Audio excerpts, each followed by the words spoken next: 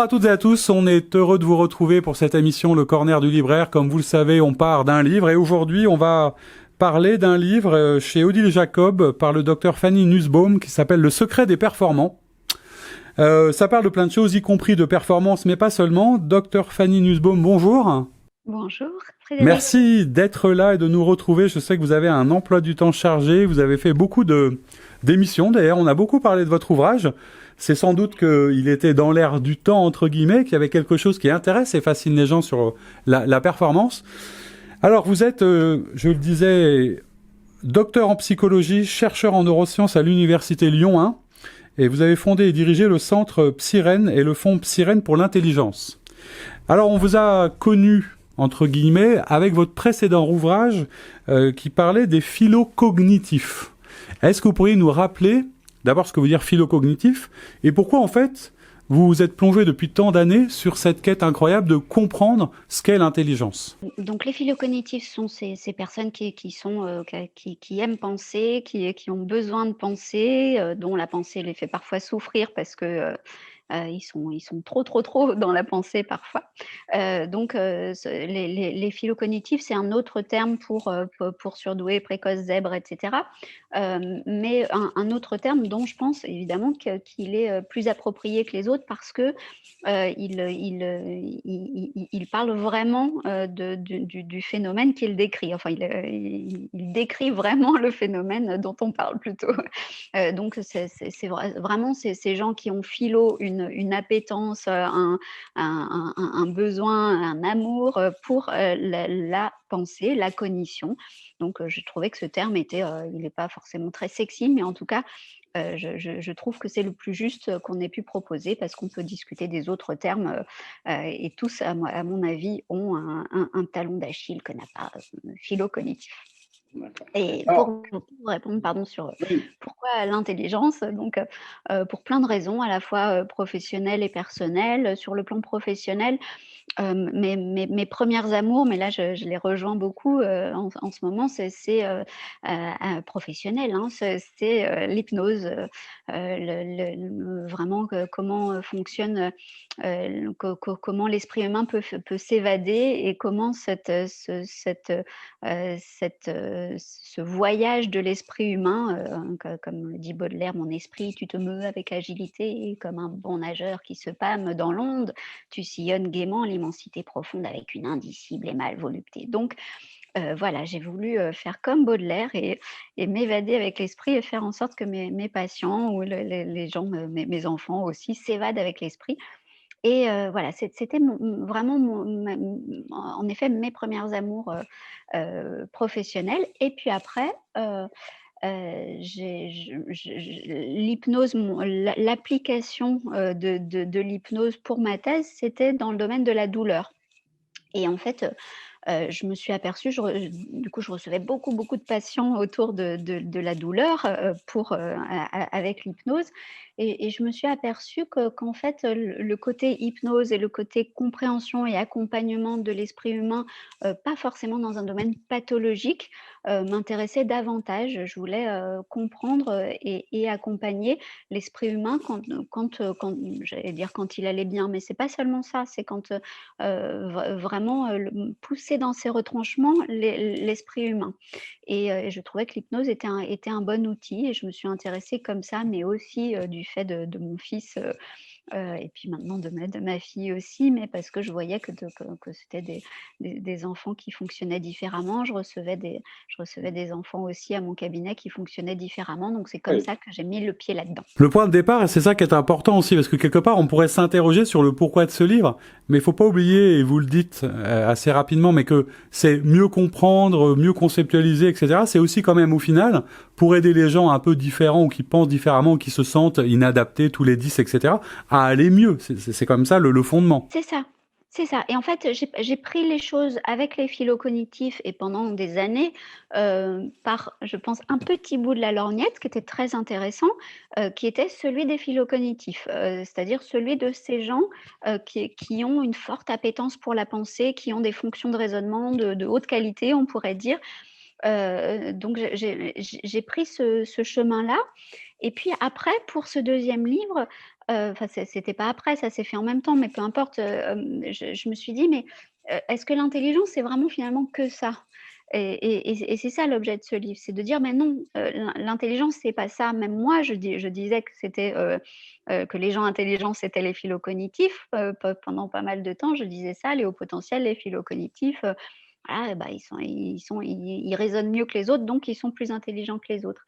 Et puis au bout d'un moment, je me suis dit: «Non, Il y a autre chose qui se passe. C'est pour ça aussi qu'aujourd'hui, on parle de plusieurs formes d'intelligence, hein. D'ailleurs, celle qui est liée au raisonnement, à la pensée, peut-être celle liée aux émotions, à la capacité à être relié. Enfin, et je suis pas d'accord avec ça non plus, hein, d'ailleurs. il n'y a pas plusieurs formes d'intelligence alors. Et non, enfin, selon mon modèle, il y a plusieurs degrés de l'état d'intelligence, mais il n'y a pas plusieurs formes d'intelligence. En fait, ce qu'on appelle les plusieurs formes d'intelligence, ce que propose Howard Gardner ou l'intelligence émotionnelle de Daniel Goleman. Donc, Howard Gardner, pour rappel, ce sont les intelligences multiples. Alors, il y a l'intelligence verbale, l'intelligence logico-mathématique, l'intelligence ceci, cela, ça va jusqu'à l'intelligence, je sais plus, métaphysique, philosophique, naturaliste. Enfin voilà, on va être, mais dans ce cas-là, c'est vraiment c'est infini parce que, il va y avoir celui qui a, je sais pas, on pourrait dire l'intelligence mnésique, de la mémoire,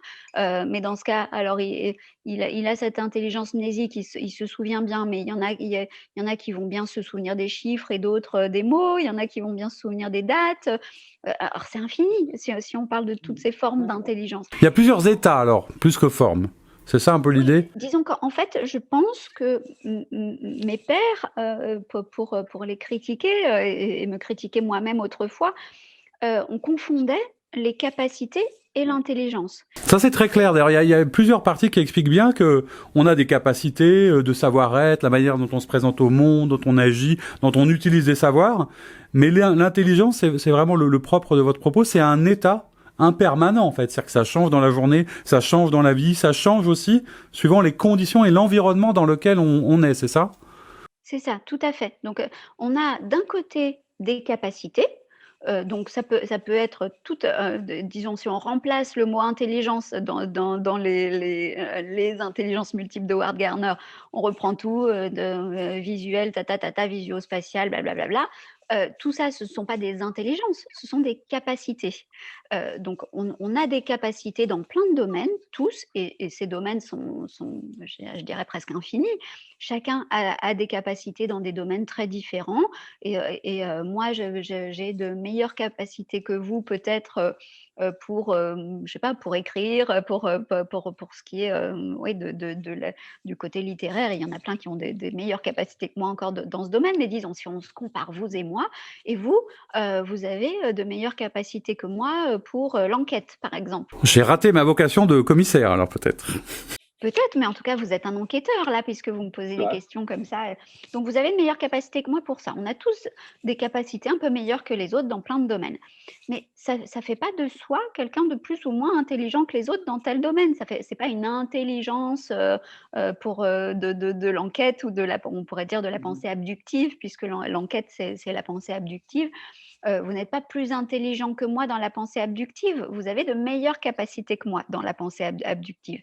Donc, ces meilleures capacités ne font pas de vous quelqu'un de plus intelligent. Par contre, si à un moment, vous êtes en état de pouvoir révéler le mieux possible ces capacités, alors vous êtes en intelligence. Donc l'intelligence n'est pas la capacité, ce que la plupart des gens disent aujourd'hui, même il y a plein de grands scientifiques qui disent que l'intelligence, c'est le QI ou c'est les fonctions de raisonnement.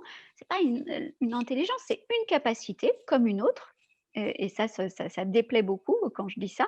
Les fonctions de raisonnement sont une capacité comme une autre, et l'intelligence, c'est le processus de révélation, donc cet état, ce processus de révélation des capacités de chacun. Ce qui veut dire que on ouvre le champ en disant ça, que tout le monde a des capacités, ça c'est pas nouveau, et l'intelligence, c'est un état qui va permettre de révéler ces capacités-là. Et c'est pour ça que je dis de façon assez provocatrice, alors je le fais exprès, mais c'est vrai que ça dérange beaucoup quand même, que Kim Kardashian est plus intelligente que vous et moi, ou que Franck Ribéry est plus intelligent que vous et moi, pas parce qu'ils ont de meilleures fonctions de raisonnement que vous et moi, mais parce que ils ont su se mettre en état, dans un état qui a mieux permis que vous et moi de montrer leurs capacités. Une sorte de, ce que vous appelez un peu l'écosystème qui peut dépendre d'ailleurs de ce qu'on vous donne, parce qu'on est parfois avec un écosystème, et la capacité après qu'on a à s'adapter avec tout ça. Donc c'est plutôt rassurant pour le genre humain. C'est-à-dire qu'en fait, on ne doit pas se comparer en termes d'intelligence, et ça ouvre à une forme d'altérité, c'est que tout le monde a des formes d'intelligence qu'il faut pouvoir soit révéler, soit aider, soit accompagner. Pas des formes, des états. On a des fait états des formes d'intelligence. Voilà. Voilà, pardon, c'est ça que vous vouliez dire. Non, mais je me suis repris en le reprenant. Donc je disais que c'était plutôt positif, que ça permettait d'ouvrir à d'autres manières de comprendre l'intelligence. Alors, ce qui est assez étonnant dans votre ouvrage, c'est que vous avez fait 2 paris un peu audacieux, et j'allais dire un peu à contre-courant.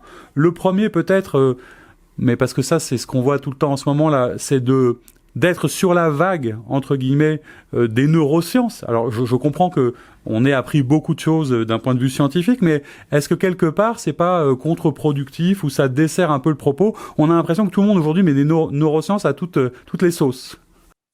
C'est complètement vrai, et c'est, je sais pas pourquoi mon esprit vous a dit c'est peu, je ne sais pas. C'est tout à fait juste ce que vous dites. Et en même temps, pour moi, c'est une force parce que, comme vous dites, je surfe sur cette vague, parce que c'est la voie que j'ai choisie, et il se trouve qu'en ce moment, elle est très à la mode, cette voie des neurosciences. Donc, évidemment, je vais pas me tirer une balle dans le pied, si on aime ce côté neurosciences et qu'en plus je l'aime aussi, je vais pas m'en priver. En revanche, c'est aussi un écueil, c'est aussi un problème parce que, là, ce que j'ai produit, c'est un essai. Donc j'utilise les neurosciences pour alimenter, mon propos dans cet essai, mais un essai, c'est une idée qu'on propose qui est générale. Souvent, par exemple, il y a plein d'essais philosophiques, où on va pas vous dire, on va pas dire à un philosophe, ou on va pas reprendre, je sais pas, Sénèque ou je ne sais quel philosophe en disant: «Mais dis donc, ça a pas été prouvé par les neurosciences, ce que tu dis, Sénèque». Et moi, justement, étant donné que je suis neuroscientifique et que là, je propose quelque chose qui est un petit peu dans la rencontre entre, je ne sais pas si je peux me targuer de philosophe, mais dans la rencontre entre la psychologie, la philosophie, et Il y a un questionnement en tout cas. les neurosciences. Alors on va me dire, elles sont où les preuves?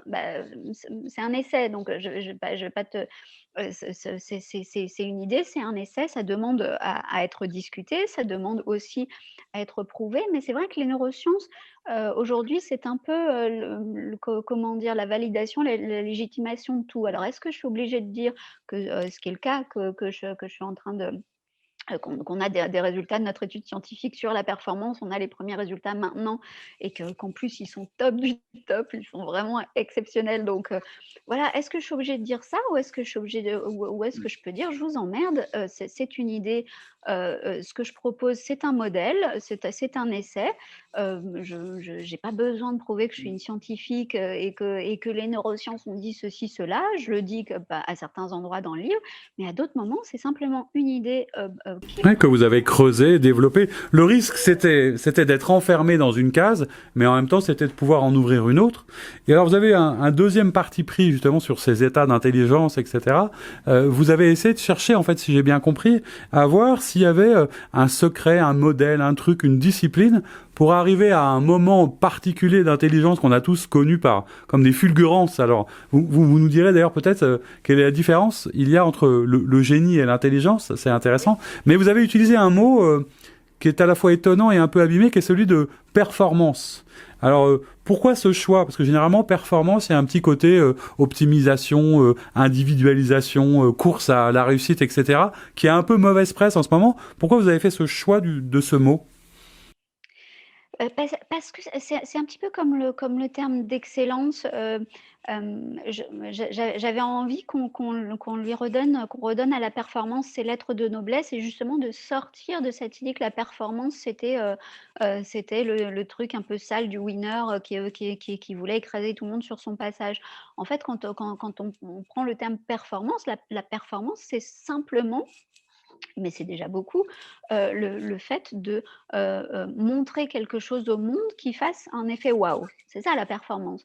Donc la performance, c'est une action qui a un impact social, qui doit être vue par les autres, pour être validée comme une performance. Et donc, je trouve que c'est quelque chose de très systémique, la performance. C'est pour ça que je l'ai élevé au rang de plus haut degré de l'état d'intelligence. Parce que, en fait, qu'est-ce qui se passe quand on performe? Quand on performe, on va produire une action, qui va être en interaction, vous l'avez dit, avec un écosystème et c'est le moment où on va être le mieux possible en interaction avec son écosystème pour produire un effet cet effet waouh, cet effet magique, qui semble magique en tout cas, où on va dire: «Mais qu'est-ce qui est en train de se passer sous mes yeux là?» Quand tout est aligné, quand tout fonctionne bien, ça veut dire aussi C'est ça. qu'on peut tous connaître cet état de performance. C'est peut-être là, parce que souvent on se dit, est-ce qu'il y a que les génies qui arrivent? Mais en fait, le génie et l'intelligence, c'est deux choses un peu différentes. Je crois que vous expliquez que pour être... il y a une forme d'incarnation dans l'intelligence qu'il n'y a peut-être pas forcément dans le génie. Ça, c'était intéressant comme point de vue. Que c'est un plaisir quand quelqu'un lit mon livre avant une interview, c'est C'est mieux, vraiment ça chouette. aide. Ouais, c'est mieux. Donc en effet, dans la performance ou dans l'intelligence en général, puisque l'intelligence, c'est un état, qui connaît différents degrés, dont la performance est le plus haut degré. Dans l'intelligence en général, il y a, un rapport, c'est pas une personne toute seule, c'est une personne dans son écosystème. C'est une personne qui, peut au niveau de la compétence, peut répondre correctement, favorablement, de façon adaptée aux attentes de son écosystème et puis au plus haut degré qui va carrément transformer, son écosystème et lui apporter quelque chose de plus et même elle, amener son écosystème vers autre chose. Donc ça, c'est la performance. Donc, il y a cette incarnation puisque ça se passe forcément dans l'ici et maintenant. Ça peut pas être ailleurs que dans cet espace-temps-là, d'être en intelligence, puisque c'est une interaction avec son écosystème. C'est le fameux instant présent, l'incarnation dans l'instant présent, quoi. C'est ça, on pourrait l'appeler même le carpe diem, par exemple. Alors même, enfin, si on prend le cueille le jour, on est vraiment là-dedans. Quand il y a un jour où on va présenter une idée, par exemple, et ça va faire flop parce qu'on n'est pas dans le bon moment et dans la bonne interaction pour que cette idée soit entendue. Et là, donc, l'idée peut être géniale, mais elle va faire flop parce qu'on n'aura pas été en intelligence. Et le lendemain, où on sera en intelligence, alors là, on va réussir, où l'écosystème va permettre c'est cette interaction homme-écosystème qui va permettre que cette idée soit enfin entendue. Et là, on pourra dire que la personne aura été en intelligence. Donc, pour répondre à votre question de génie et intelligence, la différence, c'est que le génie, c'est quelqu'un qui va avoir une idée, une proposition qui va être exceptionnelle et qui va être très en avance sur son temps. Donc, on peut être un génie comme Picasso, par exemple, qui va réussir à être suffisamment en état d'intelligence pour que son idée, sa proposition soit entendue. Vous citez d'ailleurs, j'aime bien, il y a une citation que vous mettez dans le livre de Picasso, je crois que c'est sa mère qui lui disait ça: si tu es soldat, tu seras général, si tu es moine, tu seras pape, et si tu es peintre, tu seras Picasso. Enfin, ou c'est lui qui le raconte comme ça, c'est assez amusant. En effet, enfin, toutes les citations j'ai mis plusieurs citations de Picasso dans le livre parce que enfin, c'est une merveille, quoi. Il dit, «Je mets tout ce que j'aime dans un tableau, tant pis pour les choses, elles n'ont qu'à s'arranger entre elles». Ou encore, «Si je n'ai pas de bleu, je mets du rouge».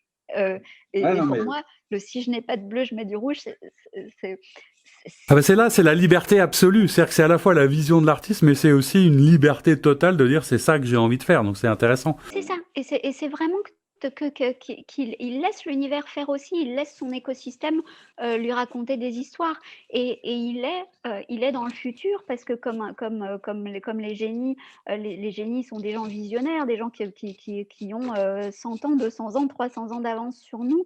Mais le truc de Picasso, c'est que c'est un génie, et c'est un génie en intelligence. C'est un génie intelligent, c'est-à-dire intelligence selon ma théorie bien sûr, c'est un génie qui a su ramener ses visions de l'avenir, il a su nous les apporter dans un ici et maintenant, et il a su être vu à un moment. Alors que je prends aussi l'exemple de Van Gogh. Van Gogh est un génie aussi, mais un génie qui n'aura pas su être en intelligence. Qui n'a pas rencontré son époque, puisque on le sait, il avait rien vendu de son vivant, en fait, hein, c'est ça. Exactement, il a vendu une toile à sa logeuse, je crois. On me contredira, je ne sais pas, mais je crois que c'est à sa logeuse pour lui payer son mois de loyer, quoi. Donc la performance qui est intéressante, donc on voit comment vous avez voulu l'ouvrir. Alors on pourrait passer vraiment longtemps à décortiquer les états d'intelligence, la manière dont on arrive. Il y a deux sujets, moi, qui me restent à regarder avec vous pour donner peut-être envie aux gens de se plonger davantage. Et le premier, c'est... Et je pars un peu... D'ailleurs, vous avez, à la fin du livre, tout un ensemble d'entretiens que vous avez fait avec des personnes qui, dans leur domaine, ont des formes assez incroyables de réussite. À la fois peut-être d'ailleurs, autant pour modéliser que peut-être pour aller regarder ce qui se passe. La question qui vient, c'est est-ce qu'on est forcément heureux quand on est performant? Parce qu'il y a une telle notion parfois de discipline, d'engagement, comme si c'était parfois plus fort qu'eux. Est-ce que la performance rend heureux ou est-ce que c'est pas le sujet après tout? Vous en parlez un peu sur le bonheur, ce qui est aussi un peu dans l'air du temps. Là, le bonheur pour tous et pour tout le monde, c'est pas forcément ce qui est souhaitable. Ben, ça rend ni heureux ni malheureux.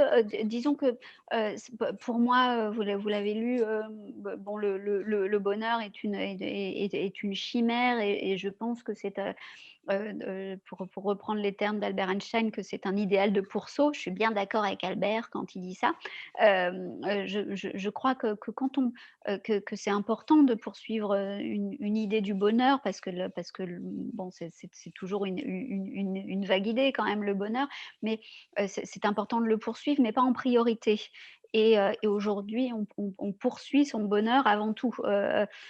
Donc, du coup, ça va à l'encontre du dépassement de soi, ça va à l'encontre de faire des grandes choses. Je reprends aussi une phrase de Nassim Taleb qui disait en substance autrefois, les hommes rêvaient de mourir avec gloire, dans la gloire, enfin, ou de façon glorieuse, et aujourd'hui, ils rêvent simplement de pas mourir. Enfin, ou plutôt, autrefois, les gens rêvaient de ne pas mourir sans gloire, et aujourd'hui, ils rêvent de ne pas mourir tout court.